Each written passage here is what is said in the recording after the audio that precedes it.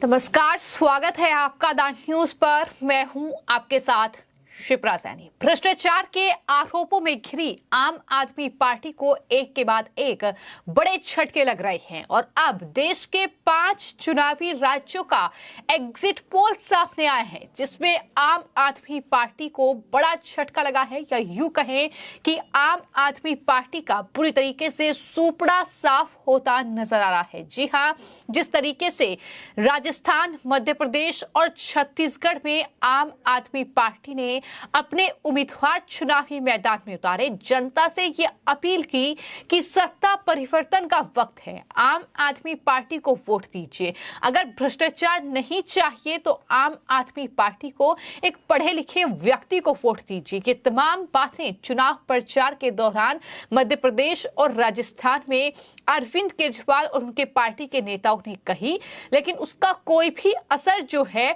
वो ग्राउंड पर होता नहीं दिखा है, क्योंकि आम आदमी पार्टी का सुपड़ा साफ होता इन राज्यों में नजर आ रहा है जो एग्जिट पोल सामने आए हैं। आपको मैं ये बता दूं कि एग्जिट पोल के नतीजों के हिसाब से अगर बात की जाए तो आम आदमी पार्टी के नेताओं की जमानत जब्त हो रही है तमाम सीटों पर, ये फिलहाल आंकड़े हैं। और कोई भी एग्जिट पोल आम आदमी पार्टी के खाते में एक भी सीट डालने के लिए तैयार नहीं है।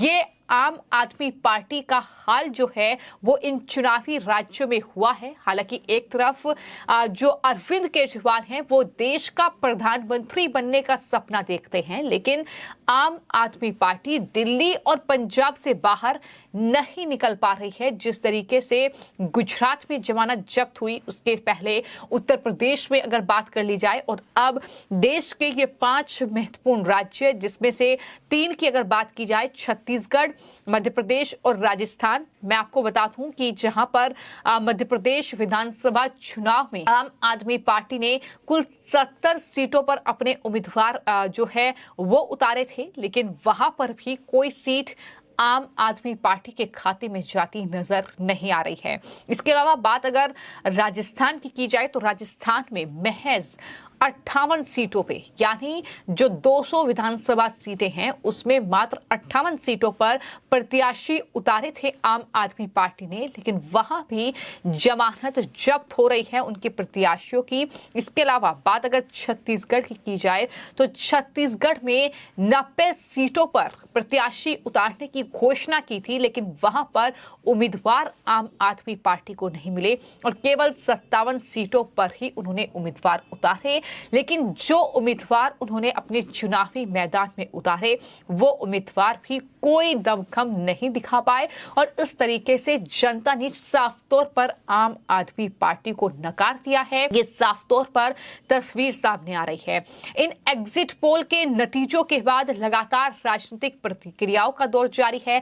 हम आपको लगातार बता रहे हैं कि किस तरीके से बीजेपी और कांग्रेस पार्टी के नेता जो है एग्जिट पोल सामने आने के बाद अपनी अपनी जीत का दावा कर रहे हैं। हालांकि बीजेपी इन एग्जिट पोल में काफी आगे निकलती नजर आ रही है, लेकिन जो एग्जिट पोल सामने आए हैं, अब इन एग्जिट पोल को लेकर आम आदमी पार्टी के नेता और अरविंद केजरीवाल सरकार में मंत्री सौरभ भारद्वाज से न्यूज एजेंसी ANI ने बातचीत की है और उन्होंने अपनी हार पर जवाब देने के बजाय इस नतीजों को लेकर एग्जिट पोल के प्रधानमंत्री नरेंद्र मोदी पर निशाना साधा है।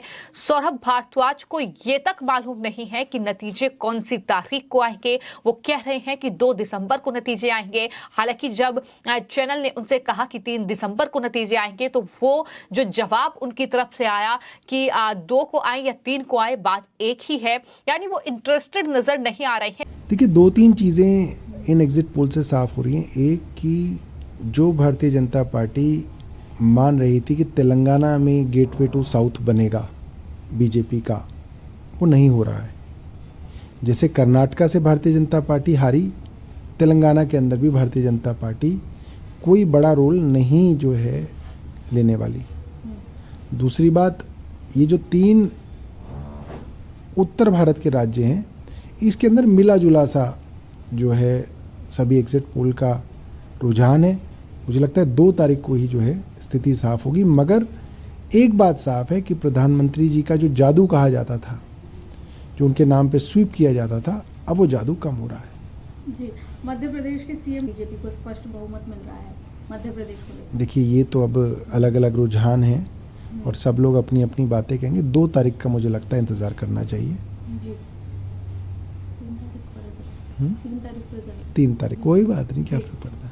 साफ तौर पर आम आदमी पार्टी ये जानती थी कि यही हाल उनका होने वाला है। जिस तरीके से दिल्ली में घोटालों पर घोटाले के आरोप जो हैं वो आम आदमी पार्टी की अरविंद केजरीवाल सरकार पर लग रहे हैं, फिर चाहे वो शराब घोटाला हो, फिर चाहे वो क्लासरूम घोटाला हो, फिर चाहे वो शीश महल घोटाला हो, और उसके बाद एक और बड़ा घोटाला वो है जल बोर्ड का घोटाला, जिसको लेकर बीजेपी लगातार इस्तीफे की मांग अरविंद केजरीवाल से कर रही है। शराब घोटाले में तो गिरफ्तारी की तलवार जो है वो दिल्ली के मुख्यमंत्री पर लटक रही है। तो कुल मिलाकर कहीं ना कहीं इस तरीके की तस्वीर जो है वो आम आदमी पार्टी की देखने को मिल रही है। हालांकि करोड़ों रुपए खर्च किए, हेलीकॉप्टर पर करोड़ों रुपए लुटाए, चुनाव प्रचार करने के नाम पर बड़े बड़े विज्ञापन छापे गए, चुनाव प्रचार किया गया।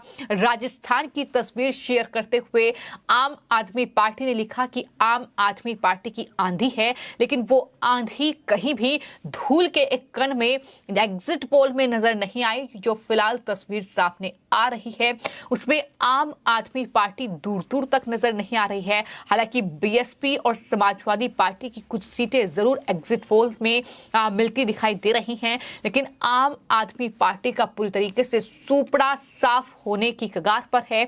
इन 3 राज्यों में जहां आम आदमी पार्टी खुद को तीसरा जो विपक्ष के तौर पर देख रही थी कि तीसरा ऑप्शन जो है वो आम आदमी पार्टी ही बनेगी, लेकिन ऐसा मुमकिन नहीं हो पाया। और कहीं ना कहीं इस तरीके से दिल्ली की सत्ता हो चाहे पंजाब की सत्ता हो, जाहिर तौर पर पंजाब में जब से सरकार बनी है, जिस तरीके से पंजाब के मुख्यमंत्री भगवंत मान है, लेकिन रिमोट कंट्रोल जो है वो अरविंद केजरीवाल के हाथों में है, इससे जनता त्रस्त है। और दिल्ली में बात कर ली जाए तो दिल्ली में तमाम ऐसे मुद्दे हैं, तमाम ऐसे घोटाले हैं जिसको लेकर दिल्ली की जनता अरविंद केजरीवाल पर भरोसा करने के लिए दोबारा तैयार नहीं है। और कहीं ना कहीं यही वजह है कि इस तरीके से खामियाजा जो है वो केजरीवाल और उनकी पार्टी को भुगतना पड़ा है। तो एक तरफ सौरभ भारद्वाज ने इस हार जो कहीं ना कहीं आम आदमी पार्टी की हो रही है, और सिर्फ हार नहीं, बहुत बुरी हार इन चुनाव नतीजों में होगी, ऐसा अनुमान जताया गया है। तो वहीं पर आपको मैं ये बता दूं कि जो हरियाणा से आम आदमी पार्टी के नेता हैं वो दरअसल अनुराग ठांडा, उनका बयान सामने आया है। उनसे सवाल किया गया था कि 5 राज्यों में चुनाव में भी आम आदमी पार्टी ने हाथ आजमाया है, तो किस तरीके से पार्टी आगे बढ़ रही है। जवाब में उन्होंने कहा कि हमारी अभी बहुत छोटी सी पार्टी है, हमारे बहुत ही लिमिटेड रिसोर्सेज हैं, जहां जितनी क्षमता से लड़ सकते थे वहां हमने वो लड़ाई लड़ी। लेकिन केजरीवाल अब हरियाणा आए थे तो वो घोषणा करके गए थे कि दिल्ली और पंजाब के बाद हरियाणा में आम आदमी पार्टी की सरकार बनेगी। उनका दावा यह है कि पूरी ताकत के साथ हरियाणा में सरकार बनाएंगे। लेकिन मैं आपको याद दिला दूं कि किस तरीके से आम आदमी पार्टी पंजाब के बाद गुजरात में चुनाव लड़ी, पूरे धमखम के साथ करोड़ों रुपए जो है वो विज्ञापन पर खर्च किए, हेलीकॉप्टर पर खर्च किए, और ये दावा किया कि सरकार उनकी बन रही है। लेकिन जमानत उनके उम्मीदवारों की जब्त हो गई। और यहां तक कि 5 राज्यों में हुए चुनाव में, अलग अलग राज्यों की अगर बात कर ली जाए तो वहां पर आम आदमी पार्टी को उम्मीदवार नहीं मिले, जिसकी वजह से तमाम सीटों पर पार्टी चुनाव नहीं लड़ पाई। और जिन सीटों पर चुनाव लड़े उनके जो नतीजे फिलहाल एग्जिट पोल में हैं वो यही बता रहे हैं कि कई उम्मीदवारों की पूरी तरीके से जमानत जब्त हुई है।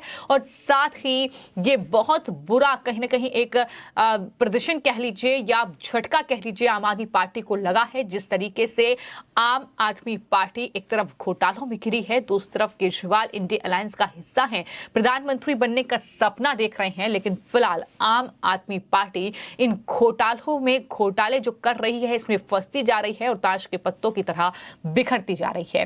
फिलहाल आपकी इस पूरे मामले को लेकर क्या राय है हमें कमेंट बॉक्स में जरूर लिखें। धन्यवाद।